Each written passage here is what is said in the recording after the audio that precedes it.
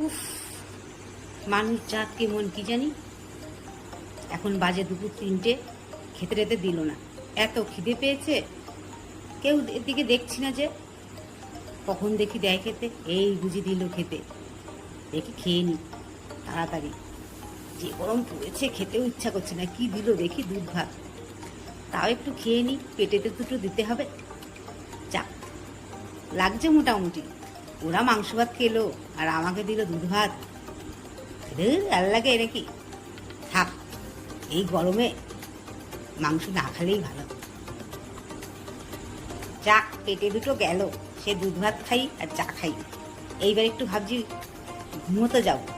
উফ, যে গরম, কোথায় যাব ঘুমোতে? দেখি ঘুমিয়ে গেছে। দেখি একটু বেডের দিকে যাই, বালিশ টালিশ পাই। এই তো বালিশ, এই তো সুন্দর বেড। এই ঘুমোবো ঘুমোবো। এই মেরেছে, এখানে শুলে তো দেবে কোনি পেটে। না, এখানে শোয়া যাবে না। এরা বালিশে ঘুমোয়, আমার ঘুমোলে তো আমার পিঠের পড়বে। যাই দেখি, যাই নিচে যাই, কোথাও শোয়ার একটা জায়গা খুঁজি।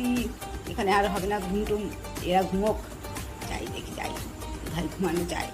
বালিশে মানুষরা ঘুমোয়, আমাদের পশুদের জায়গা নেই। এই তো ভালো জায়গা, এই চেয়ারের নিচে ঢুকে পড়লাম।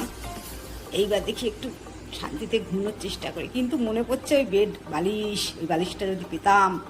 ও দেবে না, জানি। যাক, এইখানেই মাথা দিয়ে শুয়ে পড়ি, একটু ঘুমোইনি। তারপরে উঠে দেখবো না, দেখি একটু মাংস ভাত পাই নাকি। দেখি ঘুমানোর চেষ্টা করি। কিন্তু আমার লোভ রয়ে গেছে ওই মাংস ভাতের উপরে। ওরা যে মাংস খাইলো আর আমার যে দুধ ভাত দিল, এইটা কিন্তু একদম অন্যায় করেছে। তাই একটু ঘুমোইনি, তারপরে উঠে দেখবো না।